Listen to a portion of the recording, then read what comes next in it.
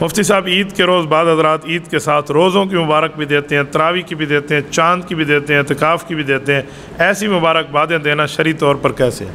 بس ایسے لوگوں نے بنائی ہوئی ہے اپنی طرف سے، چاند مبارک ہو تو سورج مبارک کیوں نہ ہو بھائی، ستارے مبارک کیوں نہ ہو؟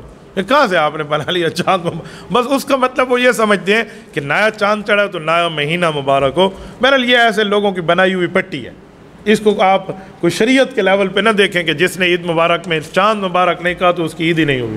ایسے ترتیب ان ساتھیوں نے بنائی ہوئی۔ میرے ایک دوست ہے ماشاءاللہ پختون ہے، میں نے انہیں کہا کہ آپ جب بھی ملتے ہیں نا السلام علیکم، چھال دا خیر دا، اتنا آپ بات نہیں کرتے، آپ وہ پورا پوچھتے رہتے ہیں نور وایا کور پتہ نہیں کیسے ہے، پوری ترتیب کے ساتھ ایسے پوچھتے رہتے۔ انہوں نے کہا استاد جی ہمارے ہاں پشتون لوگوں کی پوری ترتیب ہے، ہم مہمان سے پوری ترتیب پوچھتے ہیں، آپ کا گھر بار کیسے ہے، گھر کیسے ہے، بچے کیسے ہیں، بیوی کیسی ہے، ماحول کیسا ہے۔ ہم ایسے نہ پوچھے تو ہمارے یہاں یہ مشہور ہوتا ہے کہ یہ تو مہمان کی عزت نہیں کرتے، تو ان کی ایک روایت ہے، ہمارے یہاں بھی آج کا روایت بن گئی، تراویح مبارک، چاند مبارک، وتر مبارک ہو، فجر مبارک، ظہر مبارک، عصر، عشاء، جمعہ، عیدین، مغرب، یہ تو کوئی نہیں کہتا، افطاری، سحری۔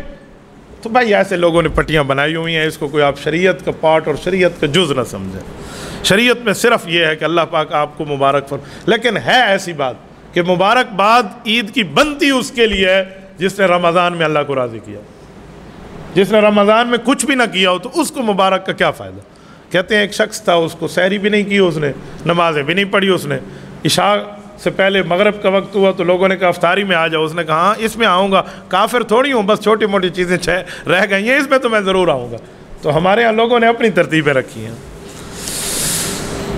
مفتی صاحب بتائیں اکثر اوقات معتکف لوگوں کو اہل محلہ یا رشتہ دار جمع ہو کے عید والی رات آتے ہیں مسجد میں، ہاروں کے ساتھ گلے میں ڈال کے اٹھا کے لے جاتے ہیں، ایسا کچھ بھی نہیں ہے بھائیو۔ یہ جو مبارکبادی کی ترتیبیں آج کل شروع ہو گئی ہیں نا، اور اس پر کچھ لوگوں کی ناراضگی ہوتی ہے کہ میں اعتکاف میں بیٹھا، مجھے فلاں رشتہ دار اٹھانے تو نہیں آیا، میرے پاس فلاں رشتہ دار ہار پہنانے تو نہیں آیا۔